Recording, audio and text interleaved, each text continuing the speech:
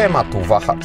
Fiat z modelem 600 powrócił do grona producentów oferujących samochody o długości ponad 4 metrów. 600 też jakimś monstrum nie jest, bo ma dokładnie 417,8 cm długości, ale sprawdźmy, czy poszukując takich bardziej miejskich gabarytów warto się nią zainteresować. Fiat 600 jest również swojego rodzaju powrotem marki do spalinowego świata, po tym jak producent wycofał starsze modele, a jedyny nowy, czyli 500, oferowany był wyłącznie w wersji elektrycznej. Łączyło się to też z zapowiedziami szefostwa, że Fiat od 2027 roku będzie sprzedawał tylko elektryki, ale rzeczywistość to wszystko zweryfikowała i o ile Fiat 600 jest dostępny w wariancie elektrycznym, to można go również zestawić z układem hybrydowym, który przedstawiam na tym filmie. Obojętnie jednak, który napęd się wybierze, to 600 będzie wyglądała zawsze tak samo i nawet w hybrydzie posiada ona całkiem wyraźnie zabudowany przód, przy czym osobiście w tej części nadwozia zwróciłem bardziej uwagę na światła, które z ciemnymi obrysami i elementami zachodzącymi na nadkola nadają wyglądowi tego modelu jak dla mnie więcej damskiego charakteru, ale tylko przy jasnym lakierze, bo jak spotkałem na ulicy inną 600 w ciemnych barwach, to już takiego wrażenia nie miałem, więc całkiem ciekawie to Fiat pomyślał.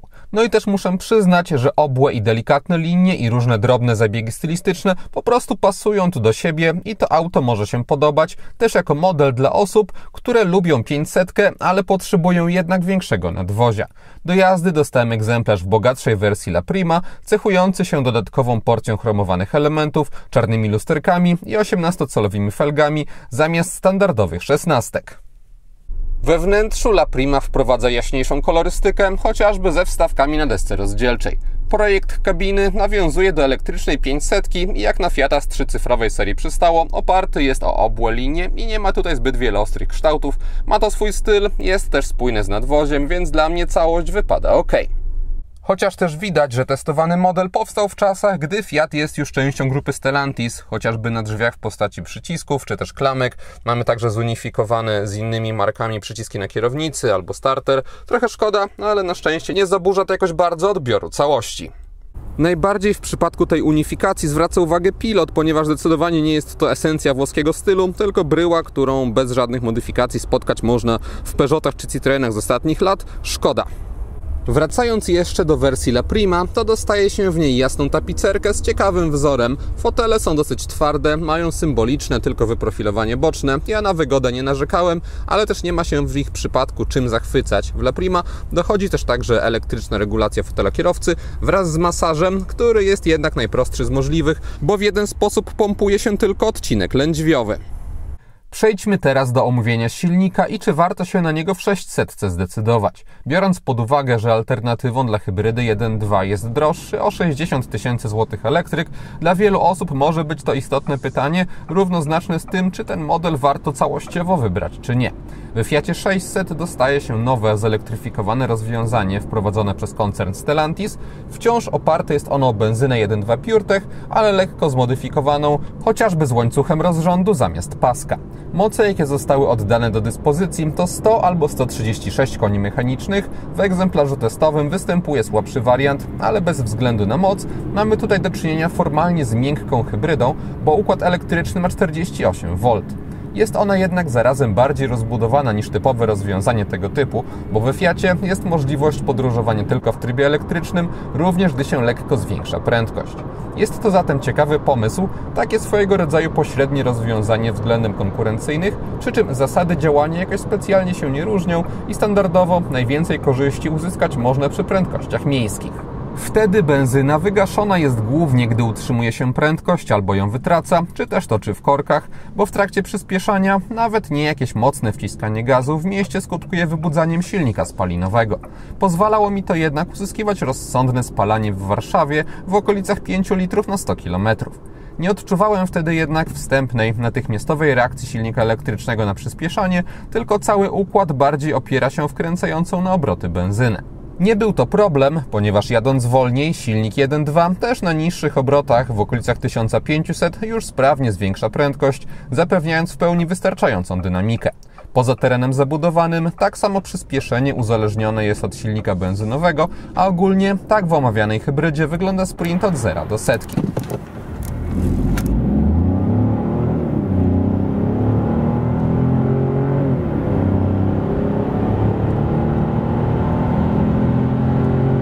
a tak od 90 do 140 km na godzinę.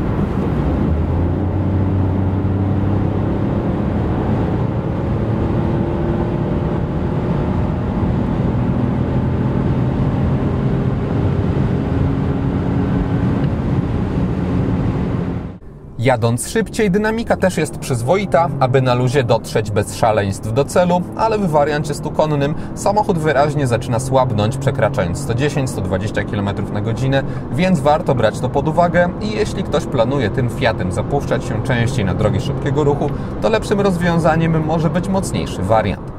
W takich warunkach benzyna odpalona jest przez zdecydowaną większość czasu i na zwykłych drogach z limitami do 90 km na godzinę uzyskiwałem wyniki spalania w okolicach 5-5,5 litra na 100 km. Na ekspresówkach wskazanie rosło do 6,5 litra, a przy prędkościach autostradowych do 8 litrów, wtedy także bardziej zwracał na siebie uwagę hałas, ale też Fiata 600 nie postrzegam jako propozycję stworzoną do robienia takich tras. Testowany model w związku ze swoją hybrydowością ma domyślnie ustawioną całkiem wyraźną rekuperację energii, której nie znalazłem sposobu, aby zmienić, bo łopatki przy kierownicy po prostu przełączają biegi. Skutkuje to tym, że auto po puszczeniu gazu całkiem wyraźnie samo zaczyna zwalniać i na początku wymagało to u mnie przyzwyczajenia, ale później, przyznam, nawet to doceniłem, bo nie jest to przesadzone i w wielu sytuacjach mogłem zwolnić bez angażowania układu hamulcowego, a odzyskując energię.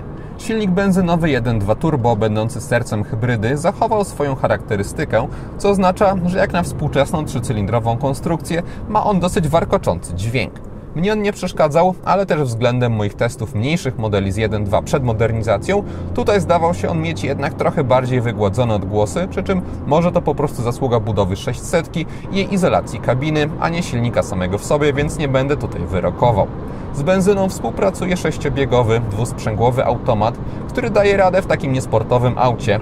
Biegi zmieniał on płynnie, też całkiem szybko, nie musiałem dodatkowo na nim wymuszać redukcji, bo poza miastem, aby lepiej przyspieszać, okolice 2-2,5 tysiąca obrotów są wymagane, zatem nie mam za co go krytykować. Nie podobają mi się za to przyciski, którymi obsługuje się skrzynię, jak dla mnie są za daleko od fotela kierowcy i mało są też wygodne. Może to kwestia przyzwyczajenia, ale przez tydzień testu ja się do nich nie przekonałem. W każdym egzemplarzu 600 system inforozrywki ma ekran 10,25 cala. W wersji La Prima dochodzi jedynie fabryczna nawigacja TomToma. Jeśli chodzi o programowanie, to nie ma już tutaj fiatowego systemu, obecnego jeszcze chociażby w elektrycznej 500, a w pełni zunifikowane ze Stellantisem rozwiązanie, które moim zdaniem może do auta tego typu trochę mniej pasuje niż taki prostszy system z Fiata, który był, ale też tutaj nie jest źle i nie ma co narzekać, ponieważ większość obsługi odbywa się przy pomocy ekranów domowych, które można sobie w bardzo dużym stopniu personalizować. Można dodawać te ekrany, może być ich kilka i można je wypełniać różnymi widgetami, więc to jest wygodne i każdy może sobie dostroić te informacje i te elementy sterujące, które go najbardziej interesują. Zarzut, jaki mam do tego systemu, to trochę moim zdaniem nielogicznie zaprojektowane ustawienia. To można by było dostroić lepiej, żeby te kategorie były lepiej pogrupowane, ale poza tym ogólnie jest w porządku. Chociaż dodałbym też gdzieś tutaj wokół wyświetlacza przycisk wstecz powrotu do ekranu domowego, ponieważ aktualnie znajduje się tutaj i nie jest to tragedia, ale osobiście nie było to dla mnie naturalne sięganie do niego. W sąsiedztwie znajduje się przycisk, gdzie można sobie wybrać skróty różne i przełączniki, chociażby do wyłączania asystenta prędkości ISA, więc można to zrobić sprawnie. Gdyby ktoś nie chciał korzystać z tego, co przygotował Fiat, w cudzysłowie Fiat powiedzmy, to można sobie też wyświetlić Android Auto czy Apple CarPlay bezprzewodowo. Na ekranie można sobie ustawić widgety klimatyzacji, ale nie trzeba w ten sposób jej obsługiwać, ponieważ mamy poniżej w pełni fizyczny panel klimatyzacji, bardzo wygodny. Jedyna rzecz, której nie można przy jego pomocy zmienić, to kierunek nawiewu, ale wszystkie inne przełączniki już są tradycyjne. Poniżej mamy strefę ładującą, w wersji La Prima tylko oferowana jest indukcyjna mata, poza tym jest złącze 12V oraz 2 USB, jedno w standardzie C, drugie A, więc jest pełna dywersyfikacja.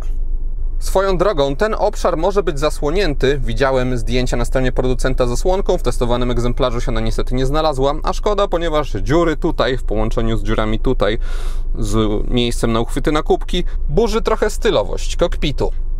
Z tyłu mamy jeszcze jedno USB, tutaj rozsądnie postawione na standard C, chociaż wygląd może być zwodniczy, to znaczy ta obwódka wygląda jakby była dopasowana do większego USB-A, być może w Stellantisie po prostu za dużo w czasach królowania właśnie USB-A wyprodukowali tych elementów i teraz trzeba je jakoś wykorzystać. Na kierownicy nie ma specyficznych pomysłów z dawnych Fiatów, na przykład przyciski do sterowania audio gdzieś tam z tyłu, aktualnie wszystko jest na froncie i z lewej strony mamy przyciski odpowiadające za sterowanie tempomatem, z prawej strony obsługuje się system audio oraz telefon, a sterowanie komputerem pokładowym, za nie odpowiadają manetki z lewej oraz z prawej strony, można je wciskać. Pod kątem ergonomicznym nie mam do tego zastrzeżeń. Zawartością elektronicznych zegarów można sterować z poziomu ekranu centralnego. Można sobie wybrać kilka zestawów i w dowolny sposób miksować, które elementy mają się na nich wyświetlać. Sam wyświetlacz zestawu wskaźników jakiś ogromny nie jest, ale sposób prezentacji informacji na nim jest przejrzysty. Cennik Fiata 600 ma prostą konstrukcję, ponieważ występują w nim tylko dwie półki wyposażeniowe, bazowa bez żadnej konkretnej nazwy i testowane bogatsze La Prima. Z ceną startującą od 109 900 zł testowany model nie jest propozycją dla osób, które szukają możliwie taniego, niewielkiego crossovera, no ale na tę cenę warto też patrzeć przez pryzmat obecności na pokładzie automatu i pewnej formy elektryfikacji, no i 500 też zawsze miała w sobie, powiedzmy, podatek od stylowości, więc tutaj też może być on obecny. Decydując się na podstawową odmianę testowanego modelu, dostaje się wystarczające wyposażenie jak dla auta o bardziej miejskim charakterze, ale też bez żadnych bajerów na pokładzie, bo jest chociażby manualna klimatyzacja, czujniki parkowania, ale bez kamery cofania, pokazywany już rozsądny rozmiarowo ekran w kabinie czy światła LED. La Prima jest droższa o 20 000 złotych, ale dodaje ona już naprawdę sporo na pokładzie i aż za dużo jak na mój gust, bo takie dodatki jak kamera cofania, automatyczna klimatyzacja czy system półautonomicznej jazdy są ok, ale już elektryka fotela kierowcy z masażem czy też elektrycznie regulowana klapa bagażnika podwyższają tylko cenę, a tak realnie nie są w większości użytkowników niezbędne. No ale jest jak jest i La Prima jest odmianą na zasadzie zaznacz wszystko i nic nie można w niej zmieniać. Do zwykłej wersji 600 można z kolei domówić 3 opcjonalne pakiety w cenach od 2000 do 5000 zł, podciągające jej poziom wyposażenia z grubsza do tego, co oferuje La Prima i ma to moim zdaniem więcej sensu. Decydując się właśnie na taki bardziej bazowy egzemplarz, można mieć go również za 1235 zł netto miesięcznie w leasingu operacyjnym w ofercie, którą proponuje partner Wahacz TV, firma Carlis Polska. Taką ratę uzyskać można przy 20% wpłacie własnej, 4-letnim okresie leasingu oraz wykupie końcowym 30%, a dodatkowo widzowie kanału w ramach bonusu po wpisaniu wag do zamówienia na stronie kodu Wahacz Free mogą mieć darmowe podstawienie wybranego auta pod wskazany adres. Link do oferty wraz z kodem do skopiowania są w opisie filmu. Wspominana kamera cofania we Fiacie 600 ma przeciętną jakość, ale też wystarczającą, aby skutecznie z niej korzystać. W testowanym egzemplarzu jej obiektyw był lekko uszkodzony, dlatego zaznaczam, że to rozmazanie na środku nie jest czymś naturalnym dla tej kamery. Jej obecność na pewno się przydaje, ale nie jest ona też czymś niezbędnym tutaj, bo w testówce, poza wspominanymi już niezbyt dużymi gabarytami, do 418 cm długości dochodzi tu 178 cm szerokości, mamy całkiem regularne kształty nadwozia, zatem szyby jakoś mocno nie opadają, mają też odpowiednie rozmiary i manewruje się tym samochodem całkiem łatwo. Tym bardziej, że kierownica przy niskich prędkościach stawia niewielki opór i też taka charakterystyka obecna jest, gdy się jedzie szybciej. Wtedy układ się trochę utwardza, ale wciąż nie jest on zbyt precyzyjny i został typowo stworzony, aby samochód prowadził się płynnie i przewidywalnie.